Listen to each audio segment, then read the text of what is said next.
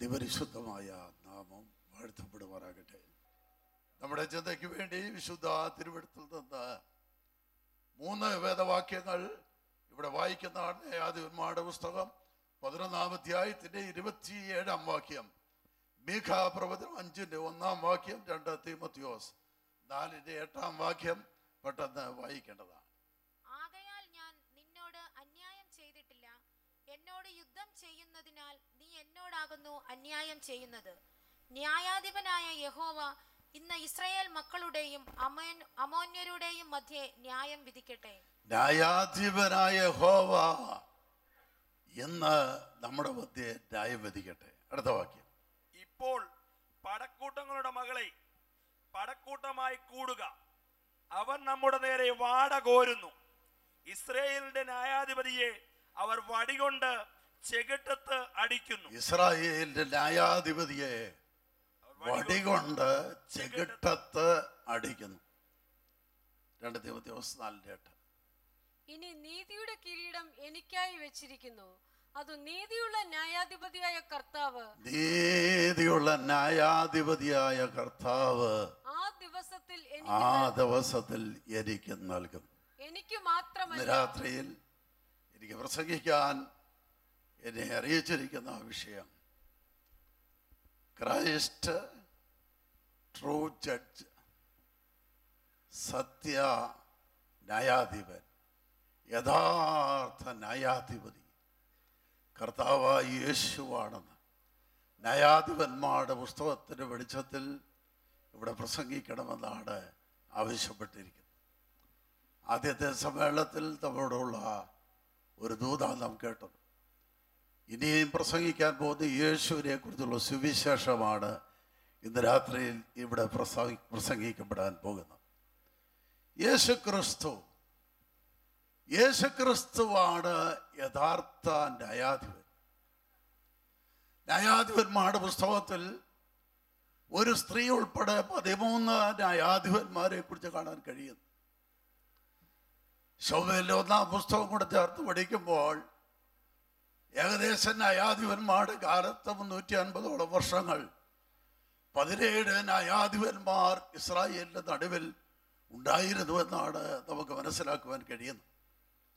എന്നാൽ വാസ്തവത്തിൽ നാം വായിച്ച വാക്യങ്ങൾ വെളിപ്പെടുത്തുന്നത് അവരായിരുന്നില്ല ന്യായാധിപൻ. ആദ്യം വായിച്ച വാക്യത്തിൽ നമുക്ക് കാണാൻ കഴിയുന്നത് ഇസ്രായേലിന്റെ ന്യായാധിപൻ നമുക്ക് നടുവിൽ നിൽക്കട്ടെ. ഇസ്രായേലിന്റെ ന്യായാധിപൻ. പുതിയ ദൈവത്തിൽ നാം വായിച്ച വാക്യത്തിൽ നീതിയുള്ള ന്യായാധിപതിയായ യേശു. ഇടയ്ക്കൊരു വാക്യം നാം വായിച്ചു, ഇസ്രായേലിന്റെ ന്യായാധിപതിയെ വടികൊണ്ട് ചെകിട്ടത്ത് അടിക്കുന്നു. ഈ 3 വാക്യങ്ങളിൽ നമുക്ക് കാണാൻ കഴിയുന്ന ഒരൊറ്റ ന്യായാധിപതിയാ. കഴിഞ്ഞ ദിവസം പ്രസംഗിച്ച ഒരു ദൈവദാസൻ പറഞ്ഞു, പഴയ നിയമത്തിൽ യഹോവയായി വെളിപ്പെട്ട ദൈവമാണ് പുതിയ നിയമത്തിൽ യേശുക്രിസ്തുവായി വെളിപ്പെട്ടിരിക്കുന്നത്. പഴയ നിയമത്തിൽ യഹോവ നീതിയുള്ള ന്യായാധിപതിയായിരുന്നു. പുതിയ നിയമത്തിലെ യേശുക്രിസ്തു നീതിയുള്ള ന്യായാധിപതിയാണ്. ബൈബിളിൽ കാണുന്ന യഥാർത്ഥ ന്യായാധിപതി ആരും ചെകിട്ടത്ത് അടിയേൽക്കുവാനിടയായ ഒരു ന്യായാധിപതി ഉണ്ട്. ആ ന്യായാധിപതിയാണ് യഥാർത്ഥ ന്യായാധിപതി. നമുക്കറിയാം, പീലാത്തോസ് വിധിച്ചു ചാട്ടവാറുകൊണ്ട് അവനെ അടുപ്പിച്ച് കൊല്ലുവാൻ. ചാട്ടവാറുകൊണ്ട് അടിയേറ്റു മരിക്കാനിടയായ ഒരൊറ്റ ന്യായാധിപനെ ഈ വിശുദ്ധ തിരുവെഴുത്തിൽ കാണാൻ കഴിയുന്നുള്ളൂ. അതുകൊണ്ട് പഴയ നിയമത്തിലായാലും പുതിയ നിയമത്തിലായാലും ഒരൊറ്റ ന്യായാധിപതിയേ ഉള്ളൂ. ഒരു യഥാർത്ഥ ന്യായാധിപതി ഒരുവരേ ഉള്ളൂ, നമ്മുടെ വീണ്ടെടുപ്പുകാരനായ കർത്താവ്, നമുക്ക് വേണ്ടി ജീവൻ തന്ന കർത്താവ്. Praise the Lord. ഇസ്രായേലിന്റെ ന്യായാധിപൻ, യഥാർത്ഥ ന്യായാധിപൻ ഗിദെയോൻ അല്ല, ശിംശോൻ അല്ല, അത് ഇസ്രായേൽ ന്യായാധിപൻ ബാരാഖല്ല, ദബോര അല്ല, യഹൂദ് അല്ല. ഇസ്രായേൽ യഥാർത്ഥ ന്യായാധിപൻ നമ്മുടെ കർത്താവായ യേശു ക്രിസ്തുവാണ്. സന്തോഷമുള്ളവ കരങ്ങൾ ഉയർത്തി സ്തോത്രം ചെയ്യാ. ഇന്ന് രാത്രി യേശുവിന്റെ നാമം ഇവിടെ ഉയർത്തപ്പെടുമ്പോൾ ഞാൻ ഓർപ്പിച്ചല്ലോ, ഇവിടെ വിടുതൽ നടക്കുവാൻ പോകുക. അങ്ങനെയെങ്കിൽ ഇന്ന് രാത്രിയിൽ എത്ര പേർക്ക് സന്തോഷമുണ്ട്? യഥാർത്ഥ ന്യായാധിപതി നമ്മുടെ മധ്യ എഴുന്നള്ളി വന്നിട്ടുണ്ട്. വിശ്വസിക്കുന്ന എല്ലാവരും ദൈവത്തിന് സ്തോത്രം ചെയ്തുകൊണ്ടിരിക്കുകയാണ്. പഴയ നിയമത്തിലും പുതിയ നിയമത്തിലും കാണുന്ന യഥാർത്ഥ ന്യായാധിപതി ഇവിടെ ഉണ്ട്.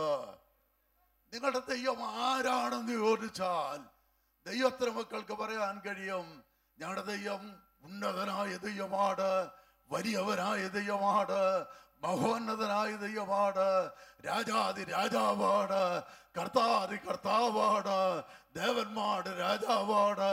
അനേക കാര്യങ്ങൾ നമ്മുടെ ദൈവത്തെ കുറിച്ച് നമുക്ക് പറയാൻ കഴിയും. ഇന്ന് രാത്രിയിൽ അതിനോട് ചേർത്ത ഇവിടെ ഇരിക്കുന്ന ദൈവമക്കൾക്ക് എല്ലാവർക്കും പറയാൻ കഴിയും, ഞങ്ങളുടെ ദൈവം നീതിയുള്ളൊരു ന്യായാധിപതിയാണ്. Praise the Lord.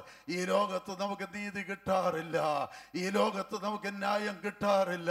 പലപ്പോഴും നമ്മുടെ നീതി നിഷേധിക്കപ്പെടാറുണ്ട്, നമ്മുടെ ഹൃദയം വേദനിക്കാറുണ്ട്. എന്നാൽ ഇന്ന് രാത്രി ദൈവാത്മാ പറയുന്നു, ആരും ഭാരപ്പെടേണ്ട കാര്യമില്ല, നിരാശപ്പെടേണ്ട കാര്യമില്ല, ദുഃഖിക്കേണ്ട കാര്യമില്ല. ഈ ലോകത്ത് നീതി നീ പ്രതീക്ഷിക്കേണ്ട. എന്നാൽ നീ സേവിക്കുന്ന ദൈവ നീതിയോടുകൂടെ ഉത്തരമരുളുന്ന ഒരു ന്യായാധിപതിയാണെന്നുള്ള കാര്യം ഓർക്കുമ്പോൾ ഹൃദയം സന്തോഷം കൊണ്ട് നിറഞ്ഞ ഈ ദൈവത്തിന് സ്തോത്രം ചെയ്തുകൊണ്ടിരിക്കുകയാണ്. ഇന്ന് രാത്രി ദൈവം നിനക്ക് നീതി നൽകാൻ പോകുക, ദൈവം നിനക്ക് വേണ്ടി പ്രവർത്തിക്കാൻ പോകുക. എത്ര പേരുടെ ഹൃദയം വേദനിക്കുന്നുണ്ട്? ഞാൻ പറയട്ടെ, ഈ മീറ്റിംഗ് കഴിയുന്നതിന് മുമ്പ് നിന്റെ വിഷയത്തിന്മേൽ നീതിയുള്ള ന്യായാധിപതി നിനക്ക് വേണ്ടി എഴുന്നേൽക്കുന്ന ദിവസമാണ്, നിനക്ക് വേണ്ടി വാദിക്കുന്ന ദിവസമാണ്, നിനക്ക് വേണ്ടി വിധി പ്രഖ്യാപിക്കുന്ന ദിവസമാണ്, നിനക്ക് വേണ്ടി ഇന്ന് രാത്രി നിന്റെ ദൈവം പ്രവർത്തിക്കുന്ന ദിവസമാണ്. സന്തോഷമുണ്ടെങ്കിൽ ആത്മനിറവിൽ ദൈവത്തിന് സ്തോത്രം ചെയ്തുകൊണ്ട് ദൈവത്തിന് മക്കൾ ദൈവസനിലായിരിക്കണം. ക്രിസ്തുവാണ് യഥാർത്ഥ ന്യായാധിപതി. Price the Lord. ന്യായാധിപൻ എന്നുള്ളതിന് എബ്രായ ഭാഷയിൽ കൊടുത്തിരിക്കുന്ന വാക്ക് ഷെഫദീം എന്നുള്ള വാക്കാണ്. അവയ്ക്കൊരർത്ഥം രക്ഷകൻ, ഉദ്ധാരകൻ, വിമോചകൻ, ഭരണാധികാരി. ഇസ്രായേലിലെ ഒരു ന്യായാധിപനും ഈ പറഞ്ഞ അർത്ഥങ്ങളെല്ലാം അവർക്ക് പറയാൻ കഴിയുന്നതല്ല. എന്നാൽ ഈ പറഞ്ഞ കാര്യങ്ങളെല്ലാം പറയാൻ കഴിയുന്ന ഒരൊറ്റ ന്യായാധിപനേ ഉള്ളൂ. അത് നമ്മുടെ കർത്താവായ യേശുവാണ്. യേശുവാണ് രക്ഷകൻ, യേശുവാണ് വിമോചകൻ, യേശുവാണ് ഭരണാധികാരി. Price the Lord. ഹല്ലേലൂയ. നമ്മുടെ യേശു നമുക്ക് ഉദ്ധാരണങ്ങളുടെ ദൈവമാണ്. ഇന്ന് രാത്രിയിൽ യേശു നമുക്ക് വിമോചനം നൽകുന്ന ദൈവമാണ്. പാപത്തിൽ നിന്ന് വിമോചനം നൽകുന്നവൻ യേശുവാണ്. രോഗങ്ങളിൽ നിന്ന് വിമോചനം നൽകുന്നവൻ യേശുവാണ്. ബന്ധനങ്ങളിൽ നിന്ന് വിമോചനം നൽകുന്നവൻ യേശുവാണ്. നരകത്തിൽ നിന്ന് വിമോചനം നൽകുന്നവൻ യേശുവാണ്. ഇന്ന് രാത്രിയിൽ വിമോചകനായ യേശുവിനെ ഞങ്ങൾ ഇവിടെ ഉയർത്തുകയാണ്. രക്ഷകനായ യേശുവിനെ ഞങ്ങൾ ഇവിടെ ഉയർത്തുകയാണ്. ഉദ്ധാരകനായ യേശുവിനെ ഇന്ന് രാത്രി ഞങ്ങൾ ഇവിടെ ഉയർത്തുകയാണ്. Price the Lord. യേശുക്രിസ്തു ന്യായാധിപനായി നിയമിക്കപ്പെട്ടവൻ യേശുക്രിസ്തു മാത്രമാണ്. 2-3 വാക്യങ്ങൾ പെട്ടെന്ന് ഞാൻ ഓർപ്പിക്കുമ്പോൾ നിങ്ങൾക്ക് മനസ്സിലാകും. യേശുക്രിസ്തു ഭൂമിയിലായിരുന്നപ്പോൾ ഇങ്ങനെ പറയുവാനിടയായി തീർന്നു, എല്ലാവരും പിതാവിനെ ബഹുമാനിക്കുന്നത് പോലെ പുത്രനെ ബഹുമാനിക്കേണ്ടതിന് പിതാവ് ആരെയും ന്യായം വിധിക്കാതെ ന്യായവിധിയെല്ലാം പുത്രന് കൊടുത്തിരിക്കുക. പിതാവായ ദൈവം പുത്രനെ ന്യായാധിപതിയായിട്ട് നിയമിച്ചിരിക്കുക. എന്താ അതിന്റെ കാരണം നമുക്ക് കാണാൻ കഴിഞ്ഞു. പിതാവായ ദൈവത്തെ എല്ലാവരും ബഹുമാനിക്കുന്നുണ്ട്, ആദരിക്കുന്നുണ്ട്. സകല സൃഷ്ടികളും പിതാവായ ദൈവത്തിന് മഹത്വം കൊടുക്കുന്നുണ്ട്. ആകാശം ദൈവത്തിന് മഹത്വത്തെ വർണ്ണിക്കുന്നുണ്ട്. ആകാശവിധാനം അവരെ കൈവേരെ പ്രസിദ്ധമാക്കുന്നുണ്ട്. സകല സൃഷ്ടികളോ ദൈവത്തിന് മഹത്വം കൊടുക്കുന്നു, ദൈവത്തെ ബഹുമാനിക്കുന്നു. എന്നാൽ പുത്രനെ ബഹുമാനിക്കുന്നില്ല. പുത്രൻ ഭൂമിയിൽ വന്നപ്പോൾ അവരെ പകച്ചവരുടെ എണ്ണം തലയിലെ രോമങ്ങളിലും അധികമായിരുന്നു. അവർ ഈ ലോകത്ത് വന്നപ്പോൾ അവരെ ക്രൂശിക്ക എന്ന് പറഞ്ഞുകൊണ്ട് അവന്റെ നേരെ അവരെതിരായിട്ട് ശബ്ദം ഉയർത്തിക്കൊണ്ടുപോയ വലിയൊരു പുരുഷാരത്തെ നമുക്ക് കാണുവാൻ കഴിയുന്നു. ഈ ലോകത്തിൽ ദൈവത്തിന് പുത്രൻ വന്നു എങ്കിലും ബഹുമാനിക്കുവാൻ ആളുകൾ തയ്യാറായില്ല. അവരെ അപമാനിക്കുവാൻ ആളുകൾ ശ്രമിച്ചത്. അവരുടെ മുഖത്ത് അവർ തുപ്പി, അവരുടെ മുഖത്തെ രോമങ്ങൾ അവർ പിടിതെടുത്തു, അവരെ പുറമെല്ലാം അവർ അടിച്ചു കീറി, അവരെ തലയിൽ മുൾക്കിരീടം വെച്ചാൽ അവർ അടിച്ചു. അവരെ ഏതെല്ലാം വിധത്തിൽ അപമാനിക്കാമോ ആ വിധത്തിലെല്ലാം അവരെ അപമാനിക്കുവാനിടയായി. അതുകൊണ്ട് പിതാവായ ദൈവം തീരുമാനിച്ചു, എന്നെ എല്ലാവരും ബഹുമാനിക്കുന്നത് പോലെ പുത്രനെ ബഹുമാനിക്കണമെങ്കിൽ പുത്രനെ ന്യായാധിപനായി ഉയർത്തണം. Price the Lord. നമുക്കറിയാം, പുത്രൻ ന്യായാധിപനായിരിക്കുമ്പോൾ പുത്രന്റെ ആ വ്യക്തി പ്രഭാവം എത്ര വലുതായിരിക്കുമെന്ന് യോഹന്നാനെ ഒന്ന് കാണിക്കുവാനിടയായി തീർന്നു. യോഹന്നാൻ എങ്ങനെ കണ്ടെന്നറിയാമോ? അവരെ തലയും തലമുടിയും ഹിമത്തോളം വെണ്മയായിരിക്കും. ഒരു ന്യായാധിപനായിട്ട യോഹന്നാനെ യേശു ക്രിസ്തുവിനെ കാണിക്കുവാനിടയായത്. തലയും തലമുടി ഹിമത്തോളം വെണ്മയായിരിക്കുന്നു. അവരെ കണ്ണ് അഗ്നിജ്വാല പോലെ ജ്വലിക്കുന്ന കണ്ണുകളായിരിക്കുന്നു. അവരെ മുഖം സൂര്യൻ പ്രകാശിക്കുന്നത് പോലെ പ്രകാശിക്കുന്നു. അവരുടെ ശബ്ദം പെരുവെള്ളത്തിന് ഈരച്ചിൽ പോലെയായിരിക്കുന്നു. അവരെ കൈകാലുകൾ ഉലയിൽ ചുട്ടു പഠിപ്പിച്ച വെള്ളോടൊരു സദൃശമായിരിക്കുന്നു. ദാനിയേലിനെ ദൈവം കാണിച്ചപ്പോൾ അവരെ സിംഹാസനം കത്തുന്ന തീയായിരിക്കുന്നു കാണിച്ചു. അവരുടെ രഥചക്രങ്ങൾ കത്തുന്ന തീയായി കാണിച്ചു. ഒന്ന് നോക്കുക, യേശു സിംഹാസനത്തിൽ ഇരിക്കുമ്പോൾ അവന്റെ വ്യക്തി പ്രഭാവത്തിന് മുമ്പിൽ അഗ്നിജാരിക്കുത്ത കണ്ണിന്റെ മുമ്പില്, കണ്ണുകളുടെ മുമ്പില്, ജ്വലിക്കുന്ന മുഖത്തിന് മുമ്പില് ആ നിൽക്കുന്ന സകല മനുഷ്യരും അവരെല്ലാം മുട്ടുമടക്കിക്കൊണ്ട് അവർ വിളിച്ചു പറയോ, യേശുവാട് കർത്താവ്, യേശുവാട് കർത്താവ്. ഇന്ന് യേശുവിനെ നിന്ദിക്കുന്നവ, ഇന്ന് യേശുവിനെ അപമാനിക്കുന്നവ, ഇന്ന് യേശുവിനെതിരായി പ്രസംഗിക്കുന്നവ, ഇന്ന് യേശുവിനെതിരായി എഴുതുന്നവർ, ഇന്ന് യേശുവിനെതിരായി സിനിമ ഇറക്കുന്നവർ, ഇന്ന് യേശുവിനെ താഴ്ത്തിക്കെട്ടാൻ ശ്രമിക്കുന്നവരെല്ലാം ന്യായാധിപനായ യേശുവിന്റെ മുമ്പിൽ ഒരു ദിവസം നിൽക്കേണ്ടി വരോ. അവന്റെ മുമ്പിൽ നിൽക്കുമ്പോൾ എല്ലാം മുട്ടും മടങ്ങോ, എല്ലാം നാവോ യേശുവ കർത്താവ് നേറ്റു പറയോ. അവരെ ഭയന്നാണ് അവരുടെ മുട്ടുമടങ്ങാൻ പോകുന്നത്. എന്നാൽ ഇന്ന് രാത്രി ഇവിടെ ഇരിക്കുന്ന ദൈവമക്കൾ എത്ര ഭാഗ്യവാന്മാരാ. യേശുവിനെ ഭയന്നത് കൊണ്ടല്ല നമ്മുടെ മുട്ടുമടങ്ങിയത്. എന്നെ സ്നേഹിച്ച് എനിക്ക് വേണ്ടി അവസാനത്തുള്ളി രക്തം വരെ എന്റെ യേശു തന്നല്ലോ. എനിക്ക് വേണ്ടി പിടഞ്ഞു മരിച്ചല്ലോ, എനിക്ക് വേണ്ടി ക്രൂശ് ചുമന്നല്ലോ. അതോർക്കുമ്പോ ദൈവത്തിന് മക്കളെ മുട്ടുമടങ്ങാനിടയായി, നമുക്ക് ഏറ്റുപറയാനിടയായി. യേശുവാട് കർത്താവ്, യേശുവാട് കർത്താവ് ഏറ്റു പറയാ. ഭാഗ്യം ലഭിച്ച എല്ലാവരും ഒന്ന് കരങ്ങൾ ഉയർത്തിപ്പിടിച്ചുകൊണ്ട് നമുക്ക് ഒരുമിച്ച് പറയാ, യേശുവാട് കർത്താവ്, യേശുവാട് കർത്താവ്, യേശുവാട് കർത്താവ്. Praise the Lord, hallelujah. യേശു ഇവനെ എല്ലാവരും ബഹുമാനിക്കും. യേശു ന്യായാധിപതിയായിരിക്കുമ്പോൾ അതെ, യേശുവിനെ ഇനി എല്ലാവരും ബഹുമാനിക്കുന്ന മറ്റൊരു കാര്യം, ദൈവത്തിൽ പൗലോസ്ലീഹ അഥേനയിൽ നിന്നുകൊണ്ട് അരബയോഗ കുന്നിന്റെ മുകളിൽ നിന്നുകൊണ്ട് പ്രസംഗിക്കുമ്പോൾ ഇങ്ങനെ ആ പൗലോസ് പ്രസംഗിച്ചതായി കാണുന്നു. താൻ നിയമിച്ച പുരുഷൻ മുഖാന്തരം ലോകത്തെ ന്യായം വിധിക്കേണ്ടതിന് ദൈവം ഒരു ദിവസം നിശ്ചയിച്ചിരിക്കുന്നു. അടുത്ത വാക്യം, അവനെ മരിച്ചവരുടെ ഇടയിൽ നിന്ന് ഉയർത്തെഴുന്നേൽപ്പിച്ചത് കൊണ്ട് അതിന് ഉറപ്പ് നമുക്ക് ലഭിച്ചിരിക്കുന്നു. അത് ലോകത്തെ ന്യായം വിധിക്കുവാൻ ദൈവം നിയമിച്ചിരിക്കുന്ന പുരുഷനാരാ? ഒട്ടും സംശയിക്കേണ്ട. ദൈവത്തിന്റെ വചനം പറയുന്നു, ആരെയാണോ മരിച്ചവരുടെ ഇടയിൽ നിന്ന് സ്വർഗത്തിലെ ദൈവം ഉയർപ്പിച്ചത്, അവനാണ് ലോകത്തെ ന്യായം വിധിക്കുവാൻ പോകുന്ന ന്യായാധിപൻ. ഉലകമകാന്മാരുടെ എല്ലാം ശവകുടീരങ്ങൾ അടഞ്ഞു കിടക്കുമ്പോൾ ഭൂലോകത്തിന് മധ്യഭാഗത്ത് തുറന്നു കിടക്കുന്ന ഒരു കല്ലറ വെളിപ്പെടുത്തിയിരിക്കുന്നു. അവൻ ഇവിടെയില്ല, അവൻ ഉയർത്തെഴുന്നേറ്റോ. ഇന്ന് രാത്രി എന്നെ കേൾക്കുന്ന സ്നേഹിത, യേശുവിനെ ദൈവം ഉയർപ്പിച്ചത് ലോകത്തെ ന്യായം വിധിക്കുവാൻ, സകല മനുഷ്യരെ ന്യായം വിധിക്കുന്ന ന്യായാധിപതി ആയി ഇരുത്തുവാനാ യേശുവിനെ ഉയർപ്പിച്ചത്. അതെ, ഇസ്രായേലിന്റെ ന്യായാധിപന്മാരും യേശുവാകുന്ന ന്യായാധിപനും തമ്മിലുള്ള വ്യത്യാസം എന്താ?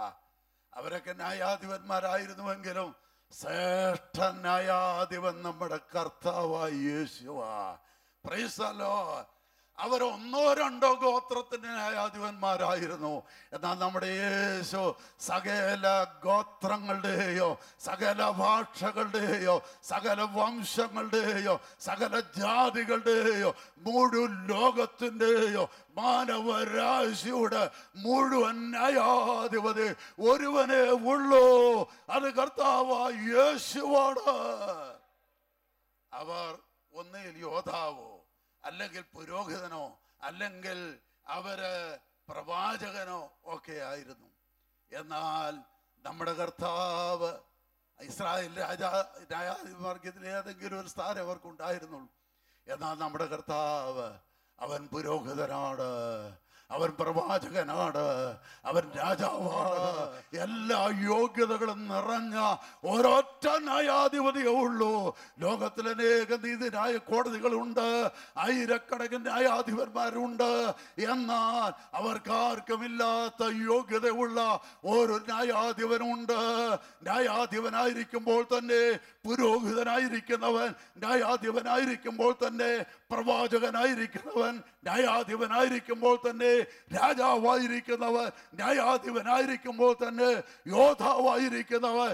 ഈ നല്ല ന്യായാധിപതി എൻ്റെ ദൈവമാണെന്ന് പറഞ്ഞുകൊണ്ട് എത്ര പേർക്ക് ഇന്ന് രാത്രി സ്തോത്രം ചെയ്യുവാൻ കഴിയോ? Price the Lord. അവരെ ഏൽപ്പിച്ച കൃത്യം നിർവഹിക്കാൻ പരിശുദ്ധാത്മാവ് വല്ലപ്പോഴും വരും, അത് കഴിഞ്ഞിട്ട് പോകുമായിരുന്നു. എന്നാൽ യേശുവാകുന്ന ന്യായാധിപന്റെ ഉള്ളിൽ പരിശുദ്ധാത്മാവ് വന്നിട്ട് പോയില്ല. പരിശുദ്ധാത്മാവ് പ്രാവോലെ ഇറങ്ങി വരുന്ന കാഴ്ച ജനങ്ങൾ കണ്ടു, യോഹന്നാൻ കണ്ടു. എന്നാൽ ദൈവത്തിന് വരത്തേനെ കുറിച്ച് എഴുതിയിരിക്കുന്നത്, അവന്റെ ദൈവത്തിന്റെ ആത്മാവ് എൻ്റെ മേലുണ്ടെന്ന് പറയുന്ന യേശുവിന്റെ ശബ്ദമാണ്. പ്രവാചക പുസ്തകങ്ങൾ നമുക്ക് കാണാൻ കഴിയുന്നത് യേശുവിന്റെ മേൽ വന്ന ആത്മാവ് വന്നും പോയി നിന്ന ആത്മാവല്ല, അവന്റെ മേൽ വന്ന ആത്മാവ് അവരിൽ വസിച്ച ആത്മാവാണ്. Price the Lord. ഇസ്രായേൽ ന്യായാധിപന്മാർ തെറ്റും കുറ്റമൊക്കെ ഉള്ളവരായിരുന്നു. നമുക്കറിയാം, ശിംശോൻ സിംഹത്തെ കൊന്നെങ്കിലും ജഡമോഹത്തെ അവർ നിയന്ത്രിക്കാൻ കഴിഞ്ഞില്ല. അതേ, ഗിദെയോൻ മിദ്യാന്റെ മേൽ ജയം പ്രാപിച്ചെങ്കിലും അവർ കുടുക്കുകളും ആഭരണങ്ങളും അതും ഇതുമെല്ലാം വാങ്ങിച്ച് ഒരേ പോരുണ്ടാക്കി അവൻ വെച്ചു. ജനങ്ങൾ പരസംഗം ചെയ്യുന്നതിനും അത് കെണിയായിത്തീരുന്നതിനും കാരണമായി ദൈവം എഴുതിയിരിക്കുക. ഇസ്രായേലിലെ ന്യായാധിപന്മാർ തെറ്റും കുറ്റങ്ങളുള്ളവരായിരുന്നു. എന്നാൽ നമ്മുടെ ന്യായാധിപരിൽ ഒരു തെറ്റും കുറ്റവും കാണുവാൻ ലോകത്തിൽ ആർക്കും കഴിഞ്ഞില്ല, വിസ്തരിച്ച കോടതികൾക്ക് കഴിഞ്ഞില്ല. മഹാപുരുഷാരത്തിന് നടുവിൽ നിന്നുകൊണ്ട് യേശു വിളിച്ചു ചോദിച്ചു, നിങ്ങൾക്ക് ആർക്കെങ്കിലും എൻ്റെ പാപത്തെ ബോധ്യപ്പെടുത്തുവാൻ കഴിയുമോ?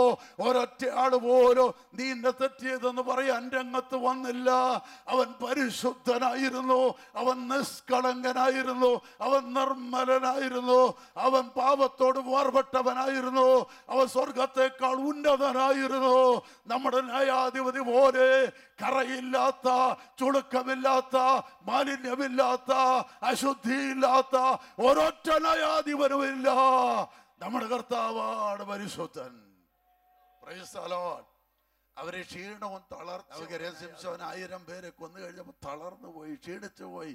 ഇപ്പോൾ ഞാൻ മരിച്ചു പോകുമെന്ന് പറഞ്ഞ് നിലവിളിക്കുക. എന്നാൽ നമ്മുടെ ന്യായാധിപൻ ക്ഷീണിക്കുന്നവനല്ല, അവൻ തളർന്നു പോകുന്നവനല്ല, അവൻ ക്ഷീണിച്ചിരിക്കുന്നവർക്ക് ശക്തി കൊടുക്കുന്നവനാ, അവൻ ബലമില്ലാത്തവർക്ക് ബലം കൊടുക്കുന്നവനാ. ഇത്ര നല്ലൊരു ന്യായാധിപതിയെ കണ്ടുമുട്ടുവാൻ ഭാഗ്യം ലഭിച്ചതോർത്ത് ഞാൻ സ്തോത്രം ചെയ്യുകയാണ്. ഇന്ന് രാത്രി വിശ്വസിക്കുമോ? ഇന്ന് രാത്രി അവൻ നിന്റെ ക്ഷീണം മാറ്റുന്നവനാ, അവൻ നിന്റെ തളർച്ച മാറ്റുന്നവനാ, അവൻ നിന്റെ രോഗം മാറ്റുന്നവനാ, അവൻ ക്ഷീണിക്കുന്നവനല്ല. Praise the Lord. ഇസ്രായേൽ ന്യായാധിപന്മാർ നിസാര ഉപകരണങ്ങൾ കൊണ്ട് അവർ ജയിച്ചത്.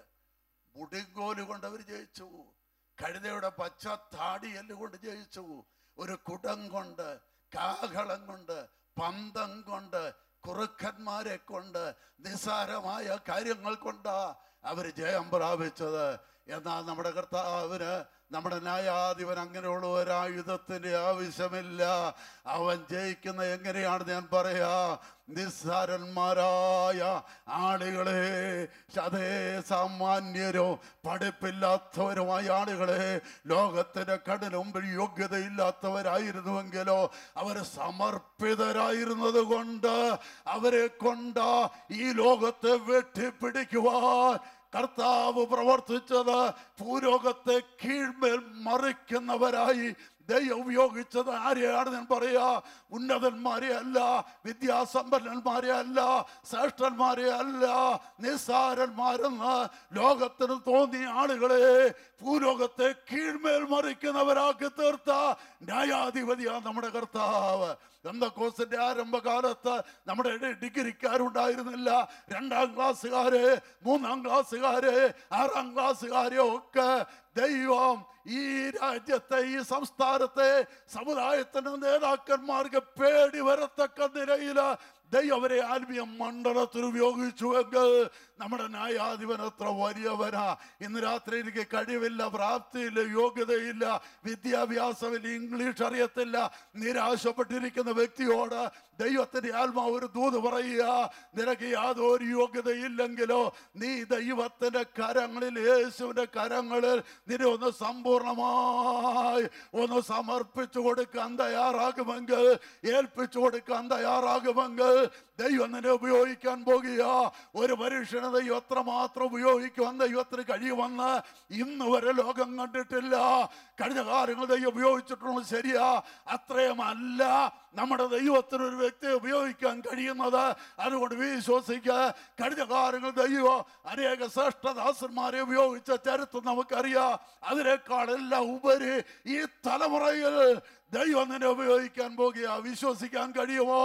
ദൈവത്തിന് ഏതൊരു നിസ്സാര ഉപകരണത്തെയോ ശക്തമായ നിലയിൽ ഉപയോഗിക്കാൻ കഴിയുന്ന ന്യായാധിപൻ അല്പമായ ഉപകരണങ്ങളെ കൊണ്ട് നൽപ്പെടുന്ന മഹത്തായ വേലകൾ ചെയ്യുന്ന ദൈവത്തിന് സ്തോത്രം ചെയ്യാൻ. Price the Lord. ഇസ്രായേലിന്റെ ന്യായാധിപന്മാർക്ക് സൈന്യങ്ങളില്ലായിരുന്നു.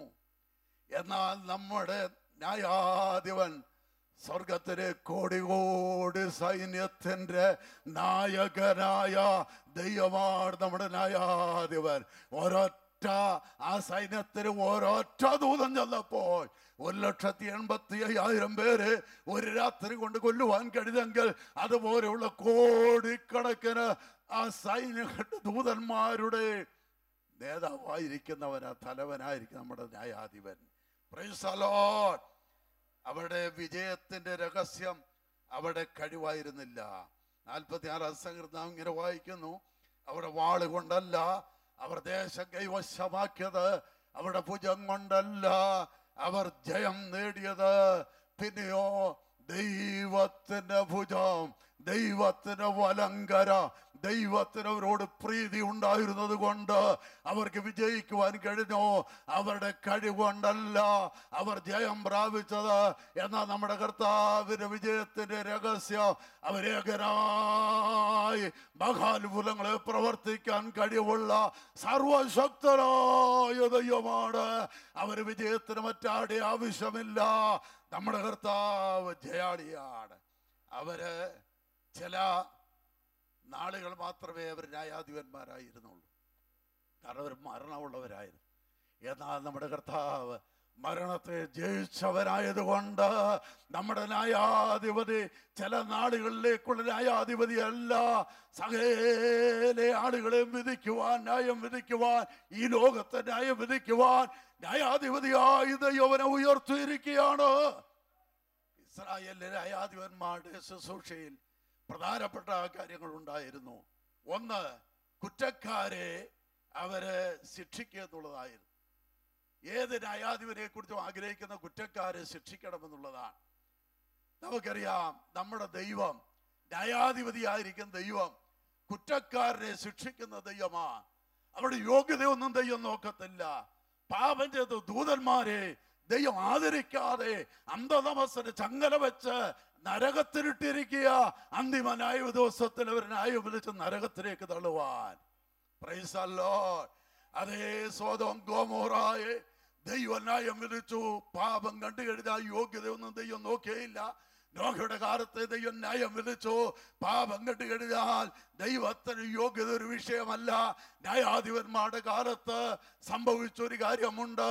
കൂടെ കൂടെ ദൈവം അവരെ ശത്രുക്കളുടെ കയ്യിൽ അവരെ ഏൽപ്പിച്ചു കൊടുക്കുമായിരുന്നു. എന്താ കാര്യം നമുക്കറിയാം. അവർ പാപം ചെയ്തപ്പോൾ ദൈവം അവിടെ യോഗ്യത നോക്കാതെ അവരെ ശിക്ഷയ്ക്ക് വേണ്ടി ഏൽപ്പിച്ചു കൊടുത്ത ദൈവമാണ്. അങ്ങനെ ഇന്ന് രാത്രി ഞാനൊരു ദൂത് പറയാ, എന്തെല്ലാം യോഗ്യതകൾ നിന്റെ ജീവിതത്തിൽ പറയാനുണ്ടെങ്കിലോ ഒരു കാര്യം ഓർത്തോണം, പാപം ചെയ്താൽ ദൈവം നിന്നെ ആദരിക്കത്തില്ല. ഇന്ന് രാത്രി എത്ര പേര് ദൈവത്തോട് പറയോ, എൻ്റെ ദൈവമേ, പാപം ചെയ്ത് എൻ്റെ ദൈവം എന്നെ ഉപേക്ഷിക്കുന്ന അനുഭവം, എൻ്റെ ദൈവം എന്നെ ശിക്ഷിക്കുന്ന അനുഭവം ഒരു കാലത്തിരിക്കും ഉണ്ടാകരുത് എന്ന് എത്ര പേര് ഇന്ന് രാത്രി ദൈവത്തോട് പ്രാർത്ഥിക്കോ? ഏതെല്ലാം ചെയ്യുന്നവരെ ദൈവം ആദരിക്കത്തില്ല, ദൈവനെ ശിക്ഷിക്കുന്നവനാ. ഇസ്രായേലിലെ ന്യായാധിപന്മാർ അവർ ചെയ്യേണ്ട കാര്യമായിരുന്നു കുറ്റം ഇല്ലാത്തവരെ അവരെ നീതീകരിക്കണം. ന്യായാധിപന്മാരെ കുറിച്ച് പ്രതീക്ഷിക്കുന്ന കാര്യം കുറ്റമില്ലാത്തവരെ നീതീകരിക്കണം. നമുക്കറിയാം, തീച്ചുളയില് 3 യൗവനക്കാർ വീഴുവാനിടയായി. ഒരു തെറ്റും ചെയ്തിട്ടല്ല, ഒരു കുറ്റവും ചെയ്തിട്ടല്ല. ജീവനുള്ള ദൈവത്തെ മാത്രമേ ഞങ്ങൾ നമസ്കരിക്കത്തുള്ളൂ. രാജാവ് നിർത്തിയ ബിംബത്തെ നമസ്കരിക്കൽ തീരുമാനിച്ചതിന്റെ പേരിൽ അവരെ തീച്ചുളയിലേക്ക് വലിച്ചെറിഞ്ഞുവെങ്കിലോ നീതിയുള്ള ന്യായാധിപൻ അടങ്ങിയിരുന്നില്ല. തീച്ചുളയുടെ നടുവിലേക്ക് ഇറങ്ങി വന്ന് താൻ നീതിയുള്ള ന്യായാധിപനാണെന്ന് ദൈവം വെളിപ്പെടുത്തിയെങ്കിൽ ഇന്ന് രാത്രി ദൈവാത്മാ പറയുന്നു, നീതി നിനക്ക് ലഭിക്കാതെ നീ വേദനപ്പെടുന്ന അനുഭവം നിന്റെ ജീവിതത്തിൽ ഉണ്ടായിക്കൊണ്ടിരിക്കുന്നെങ്കിൽ, തീച്ചുളയുടെ അനുഭവം നിന്റെ ജീവിതത്തിൽ ഉണ്ടാകുന്നെങ്കിൽ ഇന്ന് രാത്രി ദൈവാത്മാ പറയുന്നു, നീ ഭാരപ്പെടേണ്ട കാര്യമില്ല. നീതിയുള്ള ന്യായാധിപൻ അടങ്ങിയിരിക്കുന്നവനല്ല, അവൻ തീച്ചുളയിലേക്ക് ഇറങ്ങി വന്ന് താൻ നീതിയുള്ളവനാണെന്ന് വെളിപ്പെടുത്തുന്നവനാ. രാവിലെ ഉച്ചയ്ക്കും വൈകിട്ടും യെരൂശലേമിന് നേരെ കിളിവാതിൽ തുറന്നിട്ട് പ്രാർത്ഥിച്ചു എന്നൊരൊറ്റ കുറ്റമേ ദാനിയേൽ ചെയ്തുള്ളൂ. അതിന്റെ പേര് സമൂഹത്തിന്റെ ഗുഹയിലേക്ക് സമൂഹത്തിന് ഇരയാക്കുവാൻ വലിച്ചെറിഞ്ഞു. നീതി കിട്ടിയില്ല. ഒരു തെറ്റും ദാനിയേൽ ചെയ്തിട്ടല്ല, പ്രാർത്ഥിച്ചതിന്റെ പേരിൽ സമൂഹത്തിന് ഗുഹയിലേക്ക് വലിച്ചെറിഞ്ഞു. എന്നാൽ അതിന്റെ മീതെ ഒരു ഉന്നതനായ ന്യായാധിപതി ഇതെല്ലാം ശ്രദ്ധിച്ചു കൊണ്ടിരിക്കുന്നുണ്ടായിരുന്നു. അവൻ നീതിയോട് വിധിക്കുന്ന ന്യായാധിപതിയാണെന്ന് വെളിപ്പെടുത്തിക്കൊണ്ട് സമൂഹത്തിന്റെ ഗുഹയിലേക്ക് ഇറങ്ങിച്ചെന്ന് സമൂഹങ്ങളുടെ വായെ അടച്ചുകൊണ്ട് ദാനിയേലിനെ വെളിയിൽ കൊണ്ടുവരുവാനിടയായി തീർന്നു. Praise the Lord. Hallelujah. യോഹന്നാൻ സുവിശേഷത്തിന് വേണ്ടി നിന്നതിന്റെ പേരിൽ തിളച്ചെണ്ണയ്ക്കകത്തിട്ടു.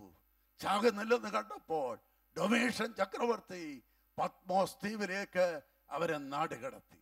നീതി കിട്ടിയില്ല, ന്യായം കിട്ടിയില്ല. തെറ്റ് ചെയ്തിട്ടല്ല, കുറ്റം ചെയ്തിട്ടല്ല ശിക്ഷ അനുഭവിക്കുന്നത്. എന്നാൽ നീതിയുള്ള ന്യായാധിപൻ അടങ്ങിയിരിക്കുവാൻ കഴിഞ്ഞില്ല. കർത്തൃദിവസത്തിൽ അവൻ ആത്മവിവേശനായി തീർന്നപ്പോൾ അവനൊരു കാഴ്ച കാണുവാൻ കഴിഞ്ഞു. നിലവെളുക്കട നടുവിൽ നിലയെങ്കി ധരിച്ചുകൊണ്ട് മാറത്ത് പൊൻകച്ച കെട്ടിയവനായി അവൻ അടുക്കിലേക്ക് ഇറങ്ങി വന്നിരിക്കുന്ന കർത്താവിനെ അവന് കാണുവാൻ കഴിഞ്ഞു. അവനോട് പറയുകയാണ്, യോഹന്നാനെ, നിനക്ക് നീതി ലഭിച്ചിട്ടില്ല. യോഹന്നാനെ, ഞാൻ മരിച്ചവനായിരുന്നു, ഞാൻ എന്നേക്കും ജീവിക്കുന്നു. മരണത്തിന് പാതാളത്തിന് താക്കോൽ എൻ്റെ കൈവശമായിരിക്കുന്നത്. Price the Lord. ദൈവത്തിന്റെ മക്കളെ, നീതി ലഭിക്കാതെ വരുമ്പോൾ ഭാരപ്പെടേണ്ട. നീതിയുള്ള ന്യായാധിപൻ വെളിപ്പെടും. അവൻ നിനക്ക് വേണ്ടി ഇറങ്ങി വന്ന് അവൻ പ്രവർത്തിക്കും. ന്യായാധിപന്മാരുടെ ചരിത്രത്തിൽ കാണുന്ന മറ്റൊരു കാര്യമാണ്, ദൈവം വരെ ശത്രുവിന്റെ കയ്യിൽ ഏൽപ്പിച്ച സന്ദർഭങ്ങൾ 7 പ്രാവശ്യം അവിടെ ജീവിതത്തിൽ ഒരു സൈക്കിൾ പോലെ ചാക്രിയമായി കാണാൻ കഴിഞ്ഞ ചില കാര്യങ്ങളുണ്ട്. ഒന്ന്, അവര് ദൈവത്തെ ഉപേക്ഷിക്കും. രണ്ടാമതായി, അവർ ദൈവത്തെ ഉപേക്ഷിക്കുമ്പോൾ ദൈവം അവരെ ഉപേക്ഷിച്ച് അന്യജാതിക്കാരുടെ കയ്യിൽ ഏൽപ്പിക്കുമായിരുന്നു. അവിടെ കിടന്ന് അവര് ബുദ്ധിമുട്ട് അനുഭവിച്ചപ്പോൾ അനുതാപത്തോടെ കണ്ണുകൾ ഉയർത്തി നിലവിളിക്കാൻ തുടങ്ങി. നിലവിളിച്ചപ്പോൾ ദൈവം ന്യായാധിപന്മാരെ എഴുന്നേൽപ്പിച്ചു, അവർക്ക് സ്വസ്ഥത നൽകി. എന്നാൽ പിന്നെ കാണുന്ന ആവർത്തനം 7 പ്രാവശ്യം അവർ ദൈവത്തെ ഉപേക്ഷിച്ചു. 7 പ്രാവശ്യം അവരെ ശത്രുവിന്റെ കയ്യിൽ ദൈവം ഏൽപ്പിച്ചു. 7 പ്രാവശ്യം അവർ അനുദമിച്ചു. 7 പ്രാവശ്യം ന്യായാധിപന്മാരെ ദൈവം എഴുന്നേൽപ്പിച്ചു. അതെ, പാപം നിമിത്തം അവരെ ദൈവം കൈവിടുവാനിടയായി. ദൈവത്തിന് മക്കൾ ഒരു കാര്യം ഓർത്തോണം, ദൈവത്തിന്റെ പ്രമാണത്തിൽ വേണ്ടി നിൽക്കുന്ന ഒരു ദൈവവേദനാണെങ്കിൽ ദൈവം നിന്നോട് കൂടെ ഉണ്ട്. നീ പ്രമാണം വിട്ടുപോകുമ്പോൾ ഓർത്തോണം, ശത്രുവിന്റെ കയ്യിൽ ദൈവത്തിനെ ഏൽപ്പിക്കാൻ പോകുക. ശത്രു പ്രബലപ്പെട്ട് വരുന്ന കാണുമ്പോൾ ഓർത്തോണം, നീ പ്രമാണം വിട്ടു പോകുന്നത് കൊണ്ട് ശത്രു പ്രബലപ്പെട്ട് വരുന്നത്. Price the Lord. ശത്രുവിനെ ചില സമയങ്ങൾ ദൈവം പ്രബലപ്പെടുത്തി കൊണ്ടുവരുന്നത് നീ ദൈവത്തിന്റെ പ്രമാണം വിട്ടു പോകുന്നത് കൊണ്ട്. ഇന്ന് രാത്രി ദൈവത്തിന്റെ ആത്മാവ് പറയുകയാണ്, പ്രമാണത്തിൽ നിൽക്കുകയാണെങ്കിൽ നീ തലയായിരിക്കോ, ശത്രു വാലായിരിക്കോ. എന്നാൽ നീ പ്രമാണം വിട്ടുപോയാൽ ശത്രു തലയായി തീരോ, നീ വാലായി തീരോ. അതുകൊണ്ട് പ്രമാണം വിട്ടുപോകുവാൻ ഇടയാകരുത്. പ്രമാണം വിട്ടുപോയാൽ ദൈവം കൈവിടോ. ദൈവം കൈവിട്ട് കഴിഞ്ഞാൽ നിന്നെ സഹായിക്കുവാൻ ലോകത്തിലാർക്കും കഴിയയില്ല. പ്രമാണത്തിൽ നിൽക്കുന്ന ദൈവമക്കൾക്കായി ഞാൻ ദൈവത്തിന് സ്തോത്രം ചെയ്യുന്നു. ഹല്ലേലൂയ. പ്രമാണം വിട്ടുപോയാലും നമുക്ക് കാണാൻ കഴിയുന്ന ഒരു കാര്യമുണ്ട്, അനുദപിക്കാൻ തയ്യാറായാൽ, പശ്ചാത്തപിക്കാൻ തയ്യാറായാൽ, കണ്ണുനീരൊഴുക്കുവാൻ തയ്യാറായാൽ, കുറ്റങ്ങൾ ഏറ്റുപറയാൻ തയ്യാറായാൽ, കരുണ കാണിക്കുന്ന ദൈവോ, ക്ഷമിക്കുന്ന ദൈവോ, ഉദ്ധാരകരെ എഴുന്നേൽപ്പിച്ച് രക്ഷിക്കുന്ന ദൈവത്തെയാണ് ദൈവത്തിന്റെ വചനത്തിൽ നമുക്ക് കാണുവാൻ കഴിയുന്നത്. ശൗലിന്റെ പാപത്തേക്കാൾ ദാവീദിന്റെ പാപം വളരെ വലുതായിരുന്നു. ശൗലിന്റെ പാപം നമുക്കറിയാം, വിവരിക്കാൻ നേരമില്ല. അവൻ ഗിൽബോവ പർവ്വതത്തിൽ പട്ടുപോകുവാനിടയായി, ദൈവം അവരെ ശിക്ഷിക്കുവാനിടയായി. അവന്റെ പാപം ദൈവത്തിന് കൽപ്പന മുഴുവൻ പ്രമാണിച്ചില്ല. ദൈവത്തിന് അഭിഷേകത്തിനെതിരായിട്ട് കുന്തമെടുത്തു. അവൻ ഒരു കാലത്ത് വിലക്കിയ ആ വെളിച്ചപ്പാടത്തിന്റെ അടുക്കിലേക്ക് അവൻ പോയി. ഇതൊക്കെ അവന്റെ പാപം. എന്നാൽ ദാവീദിന്റെ പാപം നമുക്ക് കാണാൻ കഴിയുന്നത്, ഒരൊറ്റ ദിവസം തന്നെ അവൻ മോഹമെന്ന പാപം അവൻ ഉണ്ടായി. അവൻ വ്യഭിചാരം എന്ന പാപം ചെയ്തു. അവന് കൊലപാതകം എന്ന പാപം ചെയ്തു. അതുപോലെ തന്നെ വലിയ ചതിവും വഞ്ചനയും എന്നുള്ള പാപം ചെയ്തു. കുറ്റത്തെ മറച്ചു വെക്കുന്ന ആ പാപം അവൻ ചെയ്തു. ഒരുപാട് പാപങ്ങൾ ചെയ്തു. ഒരുവൻ പാപത്തിന് ഫലമായി അവൻ ഗിൽബോവ പർവ്വതത്തിൽ പട്ടുപോയപ്പോൾ മറ്റേവനെ കുറിച്ച് ദൈവത്തെ കാണുന്നത്, ദാവീദ് ദൈവത്തിന്റെ ഹൃദയപ്രകാരമുള്ള മനുഷ്യനായിരുന്നു. ദാവീദ് തലമുറയിൽ ദൈവത്തിന് ആരോഗ്യം ശുശ്രൂഷ ചെയ്തു. എന്താ കാര്യം നമുക്കറിയാം. അവന്റെ പാപം അവന് ബോധ്യമായി കഴിഞ്ഞപ്പോൾ, എന്റെ ദൈവമേ, എന്നെ നന്നായി കഴുകണമേ, എന്റെ അകൃത്യം പോക്കണമേ, എന്റെ പാപം നീക്കണമേ, സ്വമേധ പാപങ്ങളെ അകറ്റി എന്നെ കാക്കണമേ എന്ന് പറഞ്ഞുകൊണ്ട് അവൻ വീട് കിടന്ന് നിലവിളിച്ചു കഴിഞ്ഞപ്പോൾ ദൈവനോട് ക്ഷമിക്കുവാനിടയായി. Praise the Lord. അനന്യാസിന്റെ സപ്പീറയുടെ പാപം ചെറിയൊരു പാപം, ഒരു കള്ളം പറഞ്ഞു. എന്നാൽ ആരെക്കാൾ എത്രയോ വലിയ പാപമാ പട്ടണത്തിലേക്ക് പാവനിയായ ഒരു സ്ത്രീ ചെയ്തത്. കള്ളം പറഞ്ഞ പാപത്തിന് മുമ്പിൽ ഭർത്താവും ഭാര്യയും മരിച്ചു വീണു. എന്നാൽ പട്ടണത്തിലേക്കും പാവനിയായ സ്ത്രീയോട് പറയുക, മകളെ, നിന്റെ പാപങ്ങൾ ക്ഷമിച്ചു തന്നിരിക്കുന്നു. എന്താ കാര്യം നമുക്കറിയാം. അവളെ നിലവിളിക്കാൻ തുടങ്ങി, കണ്ണുനീരൊഴുക്കിക്കൊണ്ട് പശ്ചാത്താപത്തോട് അനുതാപത്തോട് നിലവിളിക്കാൻ തുടങ്ങിയപ്പോൾ ദൈവം കരുണ കാണിച്ചു. ഇന്ന് രാത്രി ഇവിടെ കടന്നു വന്നിരിക്കുന്ന സ്നേഹിത, ജീവിതത്തിൽ എന്തെങ്കിലും തെറ്റുകളോ കുറ്റങ്ങളോ വന്നിട്ടുണ്ടെങ്കിൽ തന്റെ ലംഘനങ്ങളെ മറയ്ക്കുന്നവന് ശുഭം വരികയില്ല. അവയെ ഏറ്റുപറഞ്ഞുപേക്ഷിക്കുന്നവനോ കരുണ ലഭിക്കും. ഇന്ന് രാത്രിയിൽ കർത്താവേ, ഞാൻ തെറ്റിപ്പോയി, എന്നോട് ക്ഷമിക്കണമേ എന്ന് ദൈവസന നെടുമ്പാട് വീട് കടന്ന് കരയുവാൻ തയ്യാറാകുമെങ്കിൽ ദൈവം നിന്നോട് കരുണ കാണിച്ച് വീണ്ടും നിന്നെ യഥാസ്ഥാനപ്പെടുത്തി ഉദ്ധരിക്കുവാൻ ദൈവം തയ്യാറാണ്. Price the Lord. ഇസ്രായേലിലെ ന്യായാധിപന്മാർ, അവരോടുള്ള ബന്ധത്തിലാണ് നമ്മുടെ ന്യായാധിപനെ കുറിച്ച് ഞാൻ ഓർപ്പിക്കുന്നത്. നമ്മുടെ ന്യായാധിപൻ ഭൂതകാലത്തിൽ, നമ്മുടെ ന്യായാധിപൻ വർത്തമാനകാലത്തിൽ, നമ്മുടെ ന്യായാധിപൻ ഭാവി കാലത്തിൽ. പെട്ടെന്ന് ഞാൻ ഓർപ്പിച്ച് എന്റെ വാക്കുകൾ ചുരുക്കാം. ഭൂതകാലത്ത് നമുക്ക് കാണാൻ കഴിയുന്നത് നമ്മുടെ ന്യായാധിപതിയായ കർത്താവ് വെളിപ്പെടുത്തി താൻ നീതിയോട് വിധിക്കുന്ന ന്യായാധിപനാണെന്ന്. ഇസ്രായേൽ മക്കളെ അവിടെ മിസ്രൈമ്യര് അവരെ പീഡിപ്പിച്ചു, അവരെ അടിമത്തത്തിലിട്ടു, അവരെ അടിച്ചു, അവരെ വേദനിപ്പിച്ചു. എന്നാൽ നീതിയോട് വിധിക്കുന്ന ന്യായാധിപൻ ഒന്നിനു പുറകെ ഒന്നായിട്ട് ബാധകൾ അവരെ വരുത്തിക്കൊണ്ട് അവർ വളരെ വേദനിക്കത്തക്കവണ്ണം അവരുടെ ദേശത്ത് ദൈവത്തിന് കരം നീട്ടിയ ചരിത്രമാണ് നമുക്ക് കാണുവാൻ കഴിയുന്നത്. Price the Lord. അതുപോലെ മിസ്രൈമ്യര് അവരുടെ കുഞ്ഞുങ്ങളെ കഴുത്തു ഞെരിച്ചു കൊന്നു. എന്നാൽ സംഹാരദൂതനെ മിസ്രൈമിൽ ദൈവം അയച്ച അവരുടെ വീടുകളിലെ ആദിജാതന്മാരുടെ കഴുത്തു ഞെരിച്ചു കൊന്നുകൊണ്ട് ഞാൻ നീതിയോട് വിധിക്കുന്ന ന്യായാധിപതിയാണെന്ന് നമ്മുടെ ദൈവം വെളിപ്പെടുത്തിയവനാണ്. Price the Lord. ഇസ്രായേലിലെ കുഞ്ഞുങ്ങളെ നീലനദി വലിച്ചെറിഞ്ഞു കൊന്നു. ഫറവോന്റെ സൈന്യത്തെയും ചെങ്കടൽ മുക്കിക്കൊന്നുകൊണ്ട് ഞാൻ നീതിയോട് വിധിക്കുന്ന ന്യായാധിപതിയാണെന്ന് വെളിപ്പെടുത്തിയവനാണ് നമ്മുടെ കർത്താവ്. Praise the Lord. ദാവീദിനെതിരായി തിരിഞ്ഞ ശൗലിലെ സൈന്യത്തെ ഗിൽബോവ പർവ്വതത്തിൽ നശിപ്പിച്ചുകൊണ്ട് ദൈവം നീതിയോട് വിധിക്കുന്ന ന്യായാധിപതിയാണെന്ന് വെളിപ്പെടുത്തി. ആ മൊർദെഖായിക്ക് ദോഷം ചെയ്ത ഹാമാനെ കഴുമരത്ത് തൂക്കുവാൻ ഇടവരുത്തിക്കൊണ്ട് ദൈവം നീതിയോട് വിധിക്കുന്ന ന്യായാധിപതിയാണെന്ന് വെളിപ്പെടുത്തി. അങ്ങനെയെങ്കിൽ ഏതെങ്കിലും വിഷയത്തിന് മുമ്പിൽ വേദന അനുഭവിക്കുന്ന ആരെങ്കിലും ഇവിടെ ഉണ്ടെങ്കിൽ, രക്ഷിക്കപ്പെട്ടതിന്റെ പേരിൽ, സ്നാനപ്പെട്ടതിന്റെ പേരിൽ, ദൈവമക്കളോട് കൂട്ടായ്മയ്ക്ക് ഇറങ്ങിയതിന്റെ പേരിൽ ആരെങ്കിലും നിന്നെ പീഡിപ്പിക്കുന്നുണ്ടെങ്കിൽ, ആരെങ്കിലും നിന്നെ വേദനിപ്പിക്കുന്നുണ്ടെങ്കിൽ, ആരെങ്കിലും നിന്നെ പുറത്താക്കിയിട്ടുണ്ടെങ്കിൽ, ആരെങ്കിലും നിനക്കെതിരായി നിൽക്കുന്നെങ്കിൽ ഇന്ന് രാത്രി ദൈവാത്മാവ് ഞാൻ പറയട്ടെ, നീതിയോട് വിധിക്കുന്ന ഒരു ന്യായാധിപതി ജീവിക്കുന്നു. നിന്റെ ദൈവം നീതിയുള്ളവരാ. നീ അവർക്കെതിരായി പ്രാർത്ഥിക്കണ്ട, നീ അവർക്കെതിരായി ഒന്നും ചിന്തിക്കണ്ട. നിന്റെ ദൈവം നീതിയുള്ളവനാ. അവൻ അറിയ എന്ത് ചെയ്യണമെന്ന്. ദൈവത്തിന്റെ പൈതലേ, നിന്റെ ദൈവം നീതിയുള്ള ന്യായാധിപതിയാണ്. Praise the Lord. ഈ നീതിയുള്ള ന്യായാധിപതി ഇന്ന് അവരെന്തായിരിക്കുന്നു? ദൈവത്തിക്ക് ഒരു വാക്യമുണ്ട്. ദൈവമോ രാപ്പകൽ തന്നോട് നിലവിളിക്കുന്ന തൻ്റെ വൃതന്മാരുടെ കാര്യത്തിൽ ദീർഘക്ഷമയുള്ളവനായാലും വേഗത്തിൽ പ്രതിക്രിയ നടത്തി രക്ഷിക്കും. ഇന്ന് വേദനിക്കുന്ന ദൈവവേദനേ, നീ പലയിടങ്ങളിൽ ചെന്ന് മുട്ടി, പലയിടങ്ങളിൽ നിന്ന് കരഞ്ഞു, നിന്റെ സങ്കടം പറഞ്ഞു, പല ആളുകൾ നിന്നെ ശ്രദ്ധിച്ചില്ല, അവർ കുറച്ചുകൂടെ നിന്നെ വേദനിപ്പിച്ചു. എന്നാൽ ഇന്ന് രാത്രി ദൈവത്തിന്റെ ആത്മാവ് പറയുന്നു, നിന്റെ കർത്താവ് നീതിയുള്ള ന്യായാധിപതിയ. രാപ്പകൽ നിലവിളിക്കുന്ന വൃതന്മാരുടെ കാര്യത്തിൽ 10 വർഷം കഴിഞ്ഞിട്ടല്ല, 5 വർഷം കഴിഞ്ഞിട്ടല്ല, നീ കരയുമ്പോ വേഗത്തിൽ നിന്റെ ദൈവം നിനക്ക് വേണ്ടി പ്രവർത്തിക്കുന്നവരാ. അങ്ങനെയെങ്കിൽ ഈ യോഗം ആശീർവാദം പറയുന്നതിന് മുമ്പ് നീ ഹൃദയം നുറുക്കത്തോട് ഒരു തുള്ളി കടുനീര് ദൈവസനി ഒഴുക്കുമെങ്കിൽ ഇന്ന് രാത്രി ഞാൻ പറയുക, ഇന്ന് രാത്രി തന്നെ നിന്റെ വിഷയത്തിന്മേൽ ദൈവം പ്രവർത്തിക്കാൻ പോകുക. വിശ്വാസമുണ്ടെങ്കിൽ ശക്തിയോടെ ദൈവത്തിന് സ്തോത്രം ചെയ്യുക.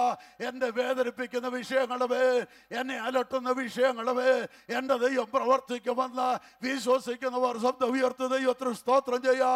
നമ്മുടെ കരം കരങ്ങളൊന്ന് അടിച്ച് ശക്തിയോട് നമുക്ക് ദൈവത്തിന് സ്തോത്രം ചെയ്യാം. ഹല്ലേലൂയ. വിടുതൽ നാളെയല്ല, വിടുതൽ ഇന്നാണ്. ദൈവം നാളെയല്ല പ്രവർത്തിക്കുന്നത്, നാളെ പ്രവർത്തിക്കുമെന്നുള്ള പ്രത്യാശയാണ്. ഇന്ന് എൻ്റെ ദൈവം, ഇന്ന് എൻ്റെ ദൈവം എനിക്ക് വേണ്ടി പ്രവർത്തിക്കുമെന്ന് പറയുന്നെങ്കിൽ അതാണ് വിശ്വാസം. എത്ര പേർക്ക് പറയാൻ കഴിയോ ഇന്ന് രാത്രിയിൽ ഈ സമയത്ത് ഞാൻ ദൈവത്തിന് മഹത്വം കൊടുക്കുന്ന ഈ സമയത്ത് എൻ്റെ ദൈവം എനിക്ക് വേണ്ടി ഇറങ്ങി വരോ, എൻ്റെ ദൈവം എനിക്ക് വേണ്ടി പ്രവർത്തിക്കോ, എൻ്റെ ദൈവം എന്നെ സൗഖ്യമാക്കോ, എൻ്റെ ദൈവം എൻ്റെ പ്രശ്നങ്ങൾ പരിഹരിക്കോ, എൻ്റെ ദൈവം എൻ്റെ പ്രതിയോഗിയോട് പ്രതിക്രിയ നടത്തി എൻ്റെ ദൈവം എന്നെ രക്ഷിക്കോ. ഇന്ന് ഈ സമയത്തു തന്നെ ദൈവം പ്രവർത്തിക്കുന്നു വിശ്വസിച്ചുകൊണ്ട് ആത്മാവിൽ അല്പസമയം ദൈവത്തിന് മഹത്വം കൊടുത്ത് ദൈവത്തെ ആരാധിക്കുക. അവിശ്വാസമുള്ള എല്ലാവരും ദൈവത്തെ ആരാധിക്കുക. ഓ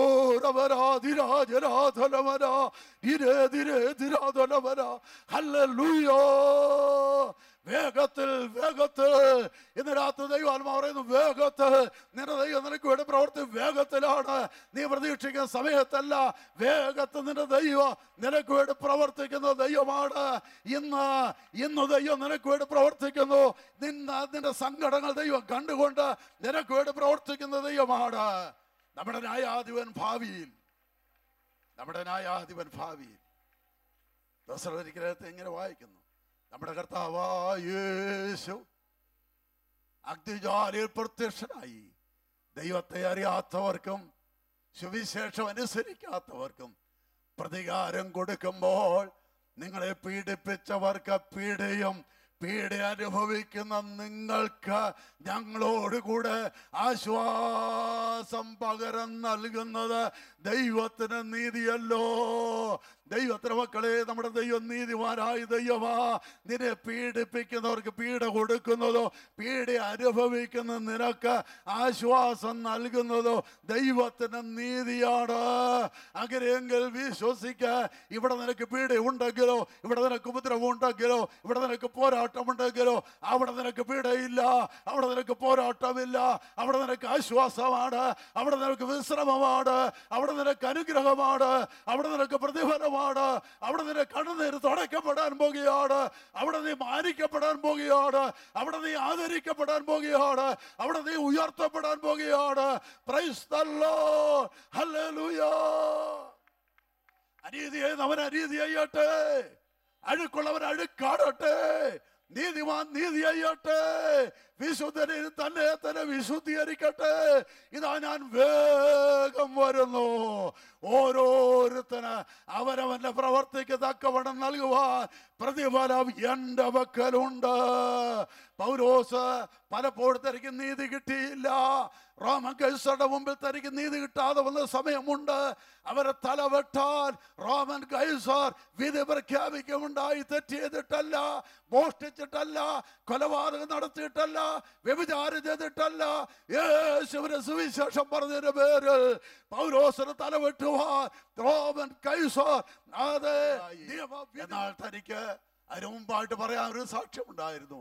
ഞാൻ നല്ല പോർ പൊരുതു, ഓട്ടം തികച്ചു, വിശ്വാസം കാത്തു, നീതിയുടെ കിരീടം എനിക്കായി ഒരുക്കി വെച്ചിരിക്കുന്നു. നീതിയുള്ള ന്യായാധിപതിയായ കർത്താവ് ആ ദിവസത്തിൽ എനിക്കത് തരൂ.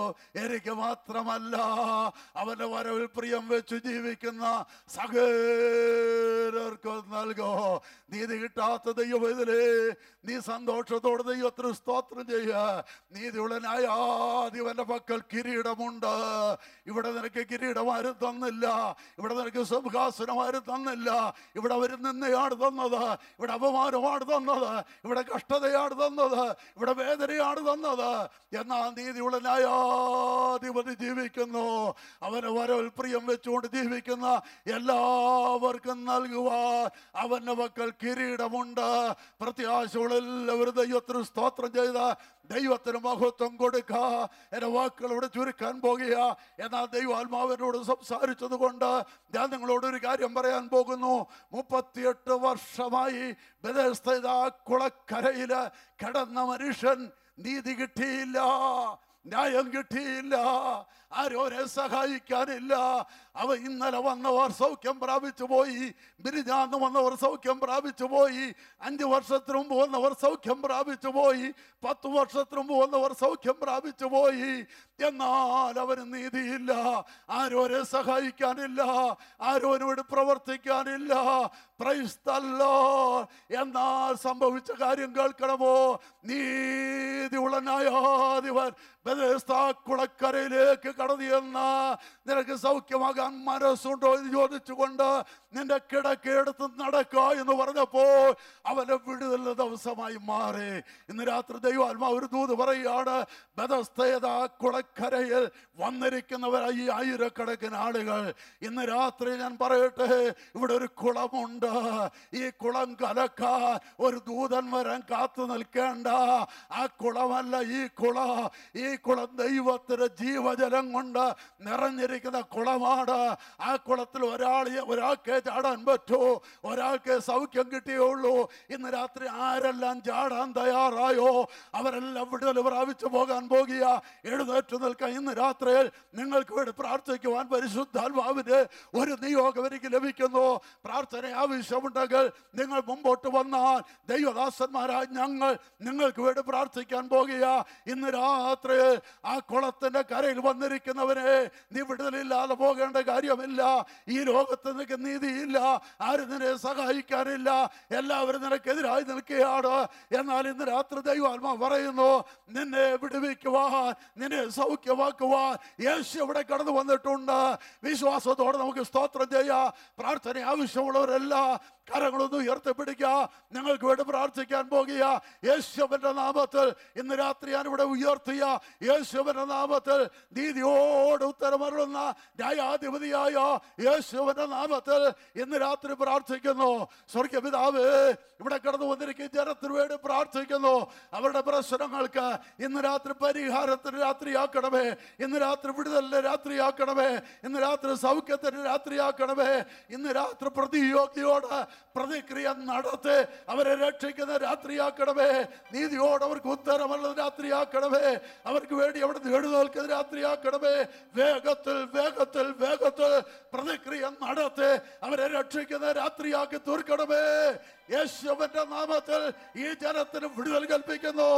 യേശുവിന്റെ നാമത്തിൽ ഈ ജനത്തിന് സൗഖ്യം കൽപ്പിക്കുന്നു. യേശുവിന്റെ നാമത്തിൽ യേശുവിന്റെ നാമത്തിൽ അനുഗ്രഹിക്കപ്പെടുക, വിടുതൽ പ്രാപിക്കുക. ദൈവം നമ്മെ അനുഗ്രഹിക്കട്ടെ.